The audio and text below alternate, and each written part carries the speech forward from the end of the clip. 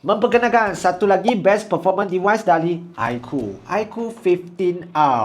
So macam biasa kita akan buat unboxing dan preview dulu. Jangan lupa like dan save video ini. Dan kita akan sembang lebih detail dalam video full review nanti. Kotak dia memang simple, cantik dan nampak mahal. Dalam kotak kita akan dapat phone dia, nanti kita tengok. Documentation, SIM ejector, casing, adapter dan kabel original dia. First kita tengok design dia, memang tipikal dari iQOO. Dia simple-simple tapi nampak kemas, selesa dan juga premium dari segi warna dan finishing dia. Size dia just nice waktu pegang dalam tangan. Yang specialnya body dia nampak tak macam ada pixel-pixel ini, sangat menarik. Tadi kita ada mention ini performance device kan? Yes betul, dia datang dengan chipset flagship Snapdragon 8 Gen 5. Tambah dengan super computing chip Q2, visual dan grafik dia lebih padu. Untuk maintain connection performance, iQOO 15R datang dengan network enhancement chip juga supaya dia ada dead zone ketika kita gaming. Tengok screen dia 6.59 inci flat AMOLED display, 1.5K resolution dan 144Hz refresh rate. Tambah dengan super touch control chip, setiap tap dan swipe memang smooth dan e-sport level. Untuk dapat performance yang stable especially long gaming season, iQOO 15R datang dengan vapor chamber yang besar, so tak perlu risau tentang overheat. Last yang paling penting, bateri dia cukup besar, 7600 mAh.